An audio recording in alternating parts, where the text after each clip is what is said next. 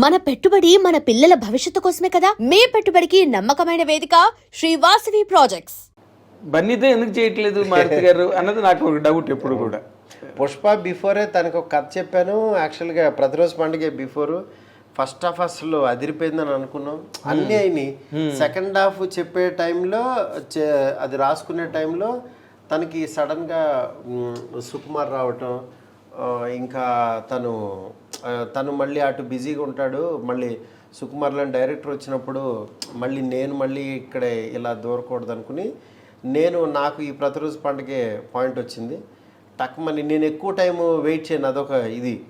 నాకు ఇది లేకపోతే ఇంకోటి టక్మని వెళ్ళిపోతూ ఉంటా. నేను ఖాళీగా ఉండలేక కోటరామకృష్ణ గారి టైప్ ఆయన అసలు ఎక్కడ గ్యాప్ ఇచ్చేవారు కాదు. నేను మళ్ళీ ఇది రాసేసుకుని మళ్ళీ తనకే వెళ్ళి చెప్పా ఈ పాయింట్ బాగుంది మారుతుంది ఇది అన్నాడు తను. ఆల్మోస్ట్ నా కథలో బన్నీకి పాయింట్స్ చిరంజీవి గారికి చెప్తూ ఉంటా. ఇన్ జనరల్ గా కూడా ప్రతిరోజు పండుగ చెప్పాను, బలెబల్ మగడమే, అలా కొన్ని కథలు చెప్తుంటా. బన్నీతో ఎక్కువ చెప్తూ ఉంటా. బన్నీకి కలిసినప్పుడల్లా ఈ పాయింట్ నెక్స్ట్ సినిమా ఎలా ఉంటుందని బౌన్స్ చేసేస్తా ఉంటా. అదే పడి ఉంటుంది కదా చెవిలో. అంటే చెప్పేటప్పుడు టక్మని ఒక ఐడియా ఏదో చెప్తాడు, ఇది బాగుంటది ఇది అలాగా అని. అది చాలా ఉపయోగపడుతూ ఉంటుంది. అంటే మీరు ఇప్పుడు ఇందాక చెప్పిన దానిలోనే మీరు ఒక కథ చెప్పి ఫస్ట్ హాఫ్ చెప్పిన తర్వాత అది బాగుందని బన్నీ అన్న తర్వాత సడన్గా Sukumar project Pushpa take off అయింది. అంటే మీరు చెప్పిన కథ కన్నా అది బెటర్ అనుకుని బన్నీ అటు పక్క వెళ్ళడం జరిగిందా, లేకపోతే మీరు కంప్లీట్గా చెప్పకపోవడం కారణం? కంప్లీట్గా చెప్పకపోవటం. నేను చెప్పలేదు. నేను సెకండ్ హాఫ్ చేయడానికి నాకు ఇంకా టైం కావాలి యాక్చువల్గా. ఆ టైం పెద్ద స్టార్ హీరోలు వెయిట్ చేయరు కదా. అవును కదా, ఒక పెద్ద డైరెక్టర్. మళ్ళీ అసలు సెకండ్ హాఫ్ ఎలా వస్తుందో తెలియదు. ఫస్ట్ అది బాగా వస్తే ఫస్ట్ హాఫ్ పండుతుంది. అది బాగా రాలేదనుకో మళ్ళీ వెయిట్ చేసిన టైం అంతా వేస్ట్ కదా. నాకు కూడా దాని మీద అంత కాన్ఫిడెన్స్ లేక నేను వదిలేసాను. నేను అది సెకండ్ హాఫ్ బాగా వస్తుందా రాదా అనే డౌట్లు నాకు 2 వర్షన్స్ రాసి అది ఇంకా రావట్లేదని చెప్పి వదిలేసాను. ఇంకా కథ నా కథ అది తీయలేదు. ఇంకా పక్కన పడేసాను. ఎప్పుడైనా అలాగే చేయాలండి. బాగా ఫస్ట్ హాఫ్ వచ్చేసిందని షూటింగ్కి వెళ్ళిపోకూడదు. అన్ని బలిబలు మగాడవే అవ్వవు కదా. కొత్త పాయింట్ ఏదో తగులుతుంది ఒక్కోసారి. ఒక్కోసారి అసలు నరకం చూపించేస్తుంది. సెకండ్ హాఫ్ సెట్ అవ్వకుండా మీరు సినిమా షూటింగ్ కనుక వెళ్ళిపోయారంటే దొరికిపోయినట్టే. అసలు మనం ఎత్తుకున్న కాన్ఫ్లిక్ట్కి కన్క్లూజన్ ఏమో తెలియకుండా ముందు ఇది బాగుందని ఎక్కేస్తే మీకు ఎక్కువ సినిమాలు ఫెయిల్యూర్ కారణం సెకండ్ హాఫ్ క్లైమాక్స్ వెళ్ళేలా ఉంటుందని వేగ్గా అనుకుని వెళ్ళిపోతుంటారు. అలా కాదు, ఫిక్స్ అయ్యి చేస్తే ఫస్ట్ నుంచి ఆ ప్రాబ్లం మీద వర్క్ చేసుకుని అప్పుడు మీకు క్లైమాక్స్ ఏంటని ఏం చెప్పదలుచుకున్నామని రాసుకుని వెళ్తే చాలా క్లారిటీ ఉంటుంది. లేకపోతే సినిమా ఎడిటింగ్లు అప్పుడు ఇంకో 2 సీన్లు రాయాలని, ఇది పండట్లేదని, ఇప్పుడు ఇంకోటి ఏదో అని, ఈ రిపేర్లన్నీ ఎందుకు వస్తున్నాయి? దానికే పెద్ద షెడ్యూల్స్ అవుతాయి. రిపేర్ల వర్కే ఇప్పుడు అదేదో ముందే పడ్డాం అనుకోండి ఖాళీగా. అవును కదా, పేపర్ మీదే పోద్ది. అవును, పేపర్ మీద ఎడిటింగ్ కూడా చేసుకుని ఇదేమవుద్దంటే వాళ్ళ డేట్స్ ఖాళీ ఉన్నాయి, వీళ్ళ డేట్లు ఖాళీ ఉన్నాయి, ముందు మొదలెట్టేద్దాం, ఎలాగో ఒప్పుకున్నాడు కదా అని వెళ్తాం. వెళ్ళిన తర్వాత అమ్మ అసలు అక్కడి నుంచి నరకం కనపడుద్ది. అలాంటి పొరపాటు ఏం జరగలేదుగా మీ సినిమాల్లో? నా సినిమాల్లో నా యావరేజ్ సినిమాల్లో అన్నిట్లోనూ జరిగింది. అవునా? ఖచ్చితంగా ఇది ఇలా ఉంటుందని వెళ్తాం. ఈ రన్నింగ్ లో ఇది కాదు ఇలా వెళ్తే బాగుంటుందని అనుకుంటాం. బాబు బంగారంకి అదే, కొత్త జంటకి అదే, శైల్యారెడ్డికి అదే, పక్క కమర్షియల్కి అదే అనుకుని వేరేలాగా వెళ్ళినాయి. కానీ మంచి టైటిల్ అండి పక్కా కమర్షియల్. అవును, మంచి మాస్ టైటిల్. అసలు పేలిపోతుంది అనుకున్నారు అందరూ, కానీ అది మిస్ఫైర్ అయింది. అవునవును, పోన్లేండి, మంచిది మిస్ఫైర్ అవటం. అదేలేండి, అఫ్ కోర్స్. మీరు ఇందాక చెప్పినప్పుడు మీ ఫిలాసఫీ అది అయినప్పుడు అవును నథింగ్ డ్యామేజెస్ యూ అండి. అవును, సైకలాజికల్గా మహా అయితే ఫెయిల్ అయిన రోజు లేకపోతే ఇంకో రోజు ఆ ఒక్కరోజు కొంచెం ష్రింక్ అవుతామండి. అవును, దాని తర్వాత మళ్ళీ ఒక కొత్త పాయింట్ ఎంచుకున్న రోజు ఇంక ఎనర్జీ వచ్చేస్తుంది.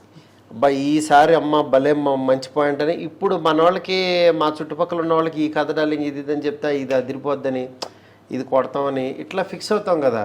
ఇక ఆ రోజు నుంచి ఎనర్జీ వచ్చేస్తుంది. కానీ ఫెయిల్యూర్తో పాటు ఎక్కువ రోజులు జర్నీ చేస్తాం చూడండి, ఆ సినిమాతో పాటు సైకలాజికల్ గా అమ్మాయి ఈ సినిమా ఎప్పుడు రిలీజ్ అయిపోద్దిరా బాబు, ఎప్పుడు వదిలేస్తుందిరా బాబు అనిపిస్తుంది. శైలజారెడ్డి అల్లుడు ఫస్ట్ హాఫ్ బాగుంటుందండి సినిమా. అవును, సినిమా బాగుంటుంది, బట్ అలా వెళ్తూ వెళ్తూ వెళ్తూ somewhere it last the grip. మీకు కథలో చిన్న బ్రెయిన్లో కన్ఫ్యూజన్ వచ్చింది అనుకోండి డైరెక్టర్కి, ఆ కన్ఫ్యూజన్ స్క్రీన్ మీద కనపడుతుంది, ఆడియన్స్ కన్ఫ్యూజ్ అవుతాడు. అవును, మనం గీత స్ట్రైట్గా కాన్ఫిడెంట్గా గీసామనుకోండి, స్ట్రోక్ బా ఏ వేసాడు స్ట్రోక్ అనిపించేస్తుంది. అవునండి. అదే ఈడు వెళ్తూ వెళ్తూ వెళ్తూ మధ్యలో పక్క నుంచి వెళ్తే ఇది స్ట్రోక్ చూడండి అని అన్నాం అనుకో, అది స్ట్రోక్ ఏంట్రా అంత వంకరగా ఉందంటాడు.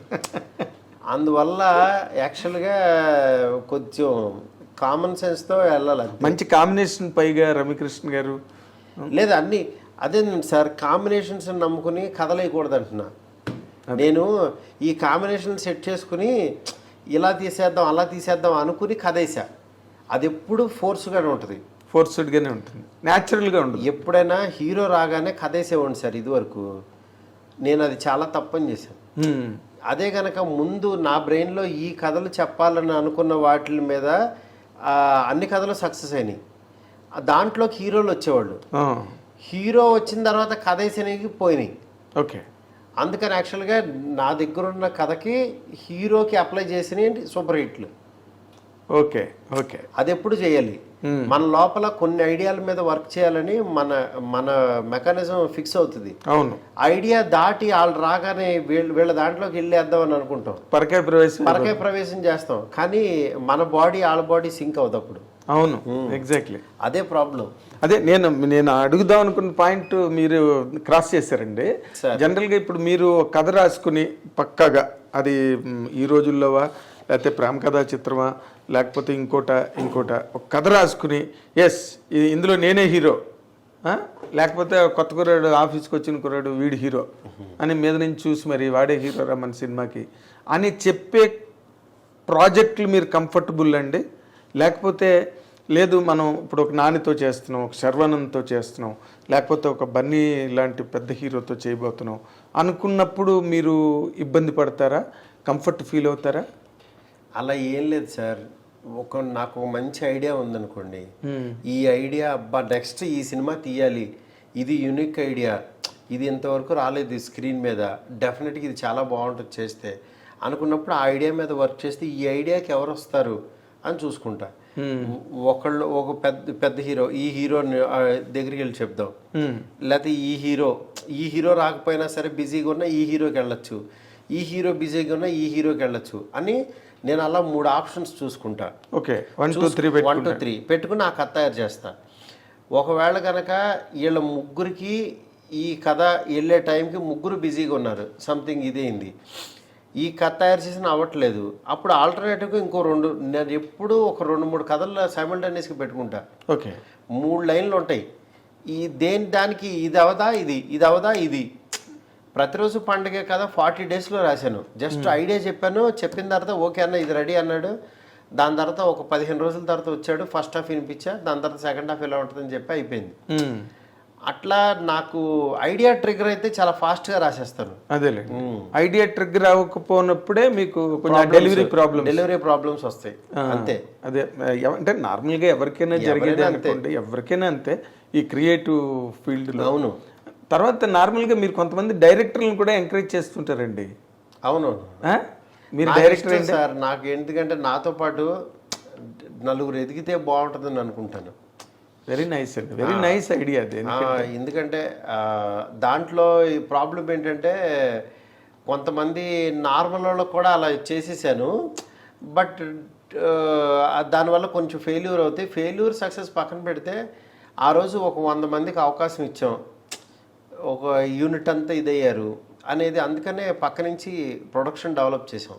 అవును, ఇప్పుడు లక్కీగా ఎప్పుడు నాకు వెనకుండి నాకు హెల్ప్ చేసే ఎస్కేఎన్ ఇప్పుడు ముందుకు వచ్చేసాడు, పెద్ద ప్రొడ్యూసర్ అయిపోయాడు. 100 crore club producer SKN.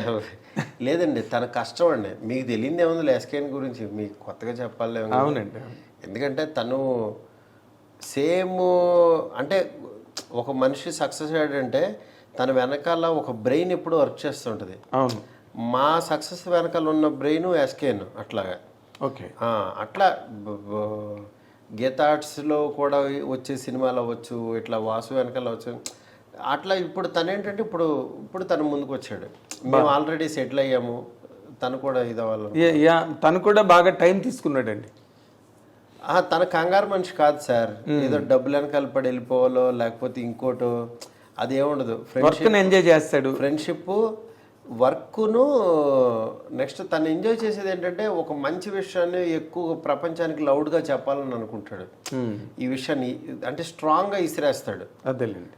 Same తను శ్రేయస్సీను అవ్వచ్చు, కాన్సెప్ట్స్ వీళ్ళందరూ యాక్చువల్గా ఏంటంటే చాలా గ్రౌండ్ నుంచి వచ్చిన వాళ్ళు కదా. అవునండి, అవును, చాలా గ్రౌండ్ లెవెల్ నుంచి వచ్చిన వాళ్ళు. అవునండి, 100%. అందుకే వాళ్ళు అంత స్ట్రాంగ్గా ఫౌండేషన్ స్ట్రాంగ్ పీపుల్ వాళ్ళు. అవును, మీరు అన్న లక్ష్మి మన శ్రేయస్ శ్రీనివాస్ గారు.